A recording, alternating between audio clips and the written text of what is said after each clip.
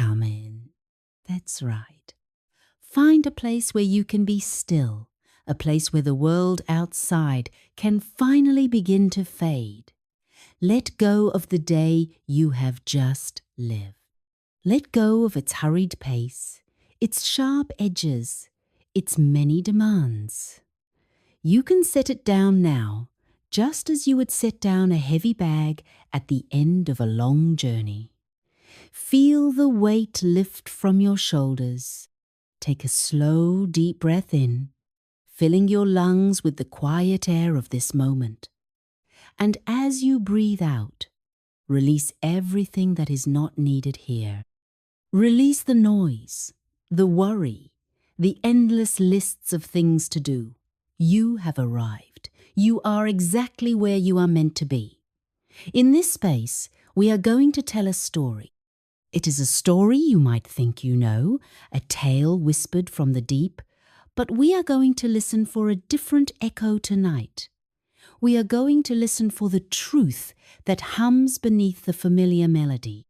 It is a story about what it means to be truly seen, not for the surface that shimmers, but for the soul that resides in the quiet, hidden depths. So settle in. Let my voice be a gentle current, carrying you away from the shore of the waking world. Allow your body to grow heavy, your mind to grow soft. The story is waiting, and it begins, as so many stories of the heart do, with a profound and echoing loneliness. In a kingdom of stone and sea spray, where the cliffs were as proud and unyielding as the crown they supported, there lived a young prince named Adrian. To the world, he was a figure of impossible fortune, a man draped in velvets and golds, his days a meticulously choreographed dance of statecraft and courtly expectation. His castle was a marvel of architecture, its spires piercing the clouds like needles of polished granite, its halls vast and resonant with the whispers of history and power. The windows were sheets of flawless crystal, looking out upon sprawling gardens where every flower and fountain was placed with geometric precision. Yet, for Prince Adrian, these crystal panes were not windows, but the cold, transparent walls of an exquisite cage. He felt less like a prince and more like a precious doll.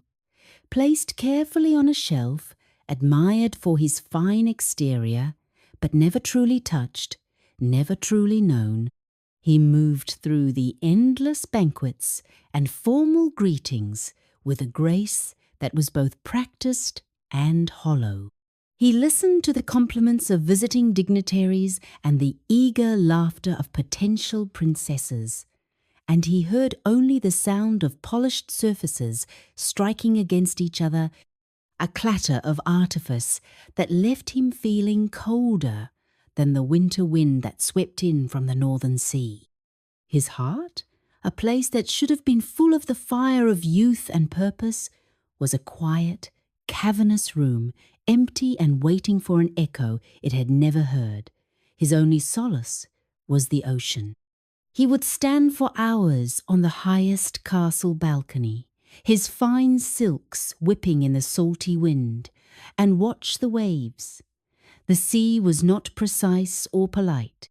It was a churning, breathing, magnificent chaos of blues and greens and frothing whites. It was honest in its fury and in its calm. It kept its secrets in its dark and silent depths, and it offered no false smiles. In the roar of the surf, Adrian felt a strange and welcome kinship. The sea's vast, untamable spirit seemed to understand his own suffocating stillness, its ceaseless motion a balm to his gilded inertia. It was a wild, true thing in a world of careful lies, and he loved it with a desperate, unspoken reverence, for he believed it was the only thing in his kingdom that was truly real. Far beneath the crashing waves that so captivated the prince, in a world spun from currents and bioluminescence, there lived a being of a different kind. Her name was Coralia, and she was a daughter of the deep. Her world was not one of castles and crowns, but of colossal coral forests that branched towards the faint, filtered sunlight like skeletal trees, and abyssal plains where the darkness was absolute, punctuated only by the strange and silent fireworks of deep-sea creatures. Here, life moved to an ancient, slower rhythm, but for Coralia, this world was anything but quiet. She was born with a sensitivity that was both a marvel and an affliction. She did not just see the beauty of her home. She felt it with an intensity that was often overwhelming. She could feel the slow, dreaming thoughts of the ancient sea turtles as they drifted by, the collective, shimmering joy of a school of silver fish turning as one the fierce, possessive hunger of the shark that hunted in the canyons. Every living thing had its own song, its own emotional frequency, and for Coralia, these songs blended into a constant, crushing symphony. While her sisters darted through the currents, their minds full of trinkets from sunken ships and the simple pleasures of the sea, Coralia often sought out the loneliest, most silent grottos she could find, pressing her hands over her ears as if she could block the ceaseless tide of feeling. It was a profound and aching isolation, to be so deeply connected to everything, and yet to feel that no one could possibly understand the burden of such connection. She was an empath in a world of pure sensation, a nerve ending exposed to the raw, unfiltered consciousness of the ocean itself. She yearned for a quiet place, not a place of silence, but a place of singular, focused truth, a single, honest note in the deafening orchestra of life. She would swim to the upper edges of her world, her tail of pearlescent scales catching the strange, invasive light from above, and watch the world of the surface, a place she could not feel, a place she imagined must be blessedly, peacefully numb. One evening, as the sky above was turning the colour of a bruised plum, a storm gathered its forces. It was a tempest of unusual violence, a swirling cauldron of wind and water that seemed to rise from the ocean's own troubled heart. On the surface, Prince Adrian was on his royal ship, a vessel of polished oak and billowing white sails. He had fled the castle for the sea, seeking the honest fury of the elements over the suffocating pleasantries of another state dinner. He stood at the prow, the wind tearing at his hair, the spray cold and sharp on his face, and for a moment he felt alive. The chaos of the storm was a reflection of his own inner state, and he welcomed it. But the storm was more powerful than he knew. A rogue wave, a moving mountain of black water, rose up and crashed down upon the ship with the sound of 1,000 splintering trees. The mast snapped, the sails ripped, and men were thrown into the churning, furious sea. Below, Coralia felt the change instantly. The gentle dreaming of the plankton turned to a shriek of terror. The steady song of the currents was shattered into a discordant panic. She felt the death of the ship itself, the groan of its wooden bones as they were broken apart, a pain that resonated deep within her. And through this cacophony of fear and destruction, she felt something else, something she had never felt from the surface world before. It was not loud, but achingly clear.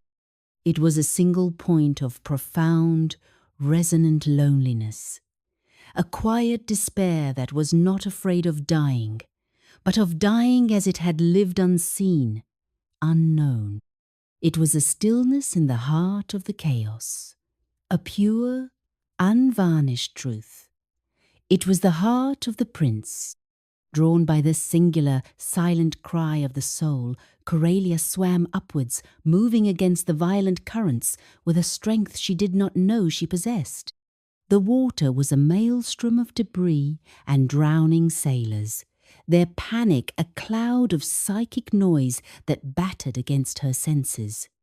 But she focused on that one clear note of despair, a beacon in the storm. She found him floating, his fine clothes now dark and heavy, his face pale against the black water, his eyes closed. He was unconscious, drifting towards the jagged rocks that lined the shore. As she reached him, as her skin touched his for the first time, the world fell away. In that moment of contact, it was not just a physical rescue. For her, it was like touching the source of that beautiful, tragic note she had felt. She felt the vast emptiness of his life, the weight of his unseen crown, the yearning for a connection as deep and real as the ocean itself. And for him, lost in the blackness between life and death, there was a sudden, inexplicable sense of peace. He felt no hands, no arms, but a presence that seemed to understand the very shape of his soul, a gentle current of profound and soothing calm that held him, protected him, and promised him that he was not, after all, alone. Coralia towed him gently through the raging water, her own empathic nature absorbing his pain and loneliness, and in doing so, soothing it. She brought him to the sandy shore, just as the storm began to exhaust its fury, and laid him on the wet sand, pushing the dark, damp hair from his forehead. She watched him breathe, a shallow but steady rhythm. Then she heard voices, the shouts of his guards searching the coastline. The sound was harsh, jarring. Frightened, she slipped back into the waves, vanishing beneath the surface just as the first torchlight fell upon the prince's still form, leaving behind only the ghost of a feeling, a lingering sense of peace that would haunt his waking moments. Coralia returned to the silent depths, but her world was no longer the same. The constant, overwhelming song of the ocean had been muted, replaced by the memory of a single, human heartbeat. The feeling of the prince's loneliness, so pure and profound, had imprinted itself upon her. It was a feeling she understood. In his gilded cage, he was as isolated as she was in her world of overwhelming sensation. The memory of the connection she had felt, that brief, silent understanding, became an obsession. It was the quiet place she had always yearned for, a single, true note in the chaos. She knew she had to find him again, but she was a creature of the sea, and he of the land. There was only one way.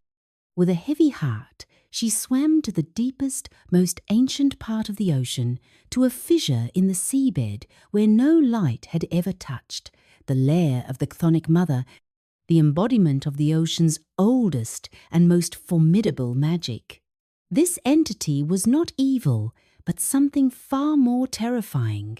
It was primordial and utterly neutral, a force of exchange and consequence.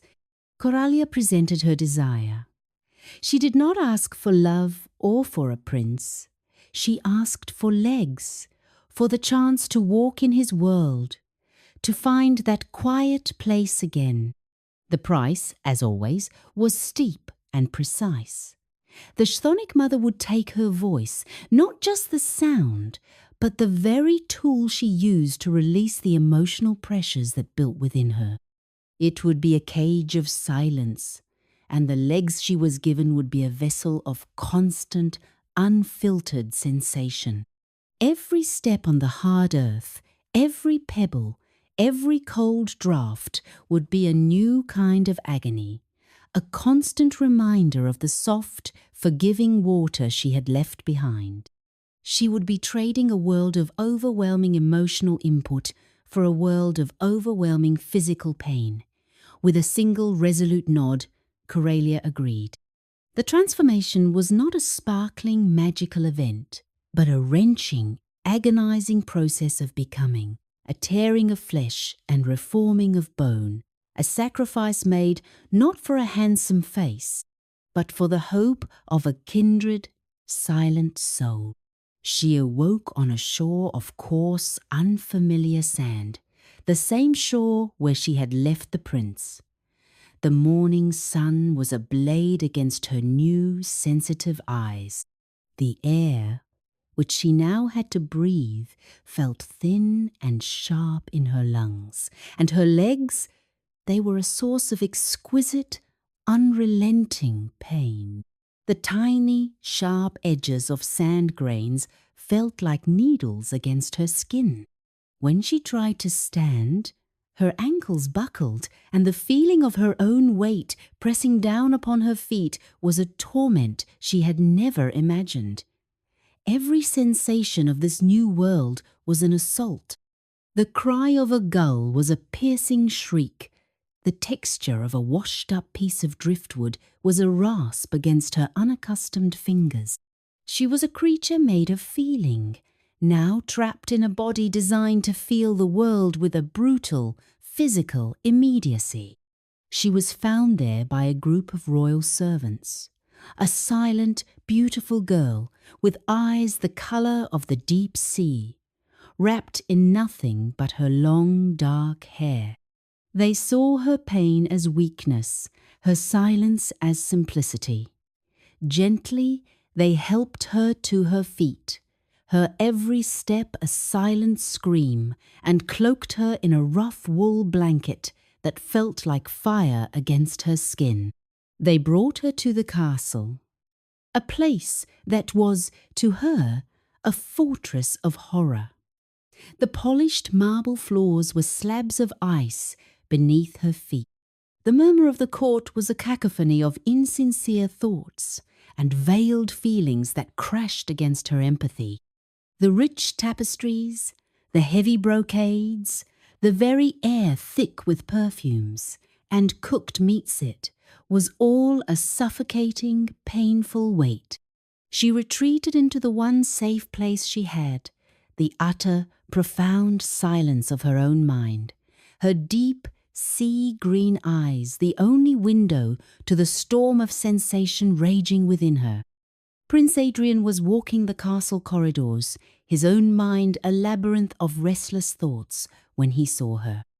The courtiers were whispering about the strange, mute girl found on the shore, a beautiful but feral creature, but when Adrian looked at her, he did not see a simpleton or a savage. He saw a silence that was not empty, but full. He looked into her eyes and saw a depth he recognized, a profound and ancient stillness that reminded him of the sea itself. He felt an immediate, inexplicable pull, a sense of calm that settled over his own restless spirit whenever he drew near. He did not know that she was his saviour, the source of the mysterious peace he'd felt during the storm. But his soul recognized hers on some deeper level. He saw the subtle wince as she stepped on the cold stone, the slight tremor in her hands as she held the heavy goblet they gave her. The others saw weakness. He saw a sensitivity that the world was too coarse for. He dismissed the whispering courtiers and knelt before her, taking her hand gently. Her skin was cool, like a stone pulled from the deep. He spoke to her, not with the condescending tone others used, but with a quiet respect, as if he knew she understood everything, even if she could not answer. For Coralia, his presence was an anchor in the storm of her new reality. His voice was a low, steady frequency that did not jar her. The sincerity of his emotions was a clean, clear line in the tangled mess of the court.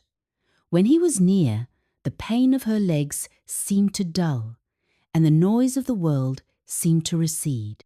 In his presence, she had found a small, sheltered cove, and she clung to it with the desperation of a drowning woman. The presence of the silent girl at the prince's side soon became a subject of great concern for his father, the king.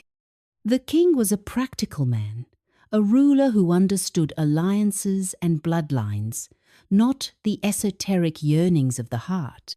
He saw his son, his only heir, foregoing meetings with eligible princesses from powerful neighbouring kingdoms to spend his days in silent companionship with a nameless, voiceless foundling. He saw Adrian's duty to the kingdom being eclipsed by an inexplicable infatuation. The boy must marry. The king would thunder to his wife, the queen, during their private moments. He needs a queen who can speak for her people, who can forge alliances, who brings with her a dowry of land and armies, not a girl who brings only silence and the smell of the sea. The king's concern was born of love, but a conventional love that could not perceive the shape of his son's particular emptiness. In contrast, the queen mother, Adrian's grandmother, watched the young pair with an entirely different kind of understanding. She was a woman whose age had whittled her down to her wisest, most perceptive essence. She saw what the king missed. She saw the way the guarded, lonely mask her grandson always wore seemed to dissolve when he was with Coralia. She saw the way Coralia, who flinched at the touch of a velvet cushion or the loud laughter of a courtier, would relax completely in Adrian's presence. The Queen Mother understood that Adrian's malady was not a lack of companionship, but a lack of authenticity.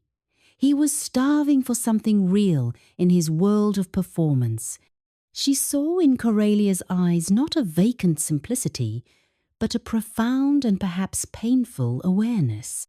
She suspected that the girl's silence was not a void, but a shield, and that her extraordinary sensitivity was the very quality her grandson's soul was searching for. The pressure from the king mounted. A grand ball was announced, and princesses from every allied nation were invited. It was made implicitly clear that Prince Adrian was expected to choose his bride from among them. The prince fell into a quiet despair.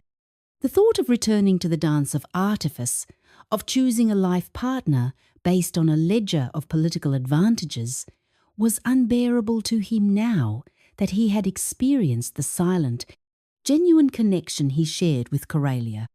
He would walk with her in the gardens, the only place where she seemed to find a measure of peace, and he would speak to her of his fears, of the gilded cage that was tightening around him. And though she could not reply, he felt her listening with an intensity that no one else had ever offered him. It was the Queen Mother who finally intervened. Seeing the depth of her grandson's misery and the king's unyielding pragmatism, she made a proposal that was both whimsical and wise. "If we must find a true princess for our son," she announced one evening in the royal council, "then let us devise a test. Not a test of wealth or lineage, for those things are plain to see, but a test of true nobility, test of the heart, of the most refined and genuine sensitivity." The king scoffed at the idea, calling it a fairy tale notion unsuited for the serious business of the state. But the court was intrigued, and the Queen Mother was persistent. With a gentle, unwavering authority, she convinced him. A test would be administered. The challenge, she declared with a mysterious smile, would be simple in appearance but profound in its implications. It would separate the truly sensitive from those who merely wore the costume of refinement. The preparation for the test became the talk of the castle. The Queen Mother requisitioned the finest craftsmen and weavers in the kingdom. In the grandest guest chamber, a special bed was constructed. First, a bed frame of dark, polished cherry wood was set in the centre of the room. Upon this, the servants began to pile mattresses. Not just 2 or 3, but 20. There were mattresses filled with the softest goose down, mattresses of fine carded wool, and mattresses stuffed with the fragrant silks of a faraway land. The pile grew to a comical height, a tower of softness that nearly touched the frescoed ceiling.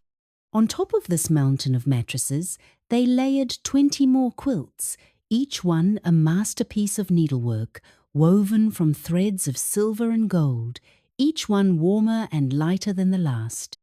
The visiting princesses, who had arrived in a flurry of carriages and finery, watched the preparations with a mixture of amusement and competitive zeal.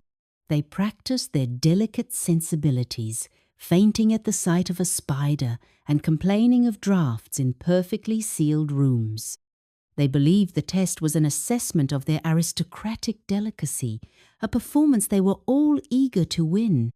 The king watched the proceedings with a weary sigh, certain that his mother's foolish game would yield no useful results and only delay the inevitable, practical decision he knew his son must make. He saw only a ridiculous stack of bedding, a monument to his mother's eccentric whimsy, failing to see the intricate and compassionate trap she was setting. Corelia watched it all with a quiet dread. The thought of sleeping on so many layers of strange, textured fabric, a torment to her already overwrought senses. That night, after the castle had settled into a nervous hush, the Queen Mother went to the guest chamber alone. The moonlight streamed through the tall arched window, illuminating the tower of bedding in a ghostly silver light. She held in her hand a small velvet-lined box. The king, still sceptical, followed her into the room. "What is this final, secret ingredient to your foolishness, mother?" he asked, his voice a low grumble. The Queen Mother did not answer immediately. She walked to the bed, lifted the corner of the very bottom mattress, and opened the small box. Inside, nestled on the velvet, was not a pea, as the old stories sometimes told. It was something far smaller, far harder, and infinitely more potent. It was a single perfect teardrop shed by the Queen Mother herself more than 50 years ago, on the day she learned that the young sea captain she had secretly loved had been lost to a storm. The tear had been caught on a piece of silk and, through some alchemy of profound grief, had crystallized over time into a tiny, jagged bead of salt, no bigger than a grain of sand. It was a relic of true sorrow, a fossil of a broken heart. "This," she said to the king, her voice soft but firm, "is the test. It is not about feeling a lump through a mattress. It is about whether a person's heart is open enough to feel the echo of a pain that is not their own." She placed the tiny, crystallized tear on the wooden bed frame and let the 20 mattresses and 20 quilts fall back into place, hiding the minuscule seed of sorrow deep within the mountain of comfort. She knew that no amount of practiced delicacy could detect it. Only a soul with a sensitivity as vast and deep as the ocean itself would be troubled by its silent, sorrowful song. The next day, each of the visiting princesses was invited to rest upon the bed. One by one, they climbed the small ladder placed beside it, declared the bed to be impossibly comfortable, and promptly fell into a feigned, delicate slumber, later reporting they had slept more soundly than ever before. Finally, it was Corelia's turn. The prince himself walked her to the chamber door, his eyes full of a helpless sympathy. As she entered the room, she was already overwhelmed. The combined scent of the various mattress fillings, the feel of the cool, still air, the oppressive silence of the grand roomette was all too much. With a sense of profound dread, she climbed the ladder and laid herself down upon the topmost quilt. At first, it was just the expected discomfort, the strange textures, and the suffocating softness. But then, something else began to seep into her consciousness. It was a faint feeling, at first, like a distant, mournful song carried on the wind.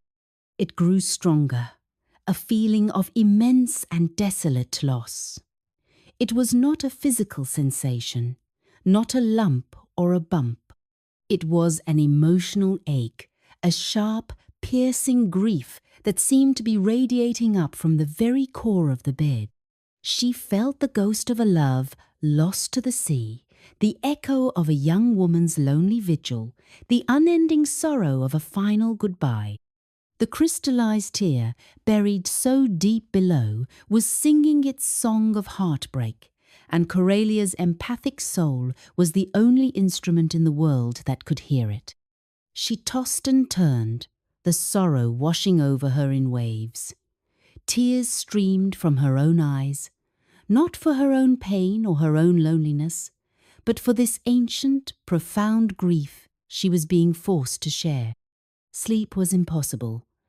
It was the longest, most agonizing night of her life, trapped in a stranger's memory of a broken heart.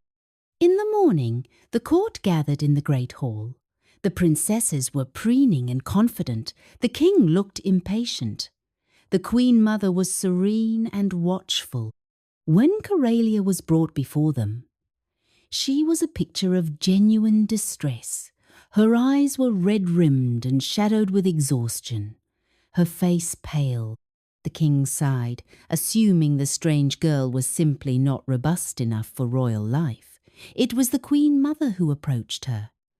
"And how did you sleep, my dear?" she asked, her voice gentle. Coralia looked up, her eyes swimming with a sorrow that was not her own. She could not speak, but her whole being communicated her misery. She shook her head, and a single tear traced a path down her cheek. She pointed towards the guest chamber and then placed a hand over her own heart, her expression one of profound, empathetic pain. She tried to convey the feeling not of a lump, but of a great and terrible sadness that had filled the room and given her no rest. The prince, watching her, felt a jolt of recognition. He had seen that depth of feeling in her eyes from the moment he met her. He had felt it in the storm. He finally understood. "She felt it," he said, his voice filled with awe. "She didn't feel a thing. She felt the feeling itself." At that moment, the Queen Mother smiled and revealed the truth of the test, presenting the small velvet box, now empty. She explained the origin of the crystallized tear, a relic of her own heartbreak. "I knew," she said, looking from Coralia to her grandson, "that only a true heart could feel the ache of another. Her sensitivity is not a weakness. It is her greatest strength. It is the very essence of compassion." The king was humbled into silence, finally understanding the depth of his son's need and the wisdom of his mother's test. The prince crossed the room to Coralia's side, and taking her hand, he knew he had found not just a princess, but the one soul in the world who could understand the silent language of his own. And so, my dear, the story comes to its gentle close. Let the image of that quiet understanding settle in your mind. The story reminds us, as you drift towards sleep, that the most profound connections are often not the loudest. They are not always found in shared words or grand declarations, but in the silent spaces in between. True love, true friendship, is the ability to feel another's truth, to sense the sorrow or the joy that they cannot speak, to be an anchor for them in the storm of the world.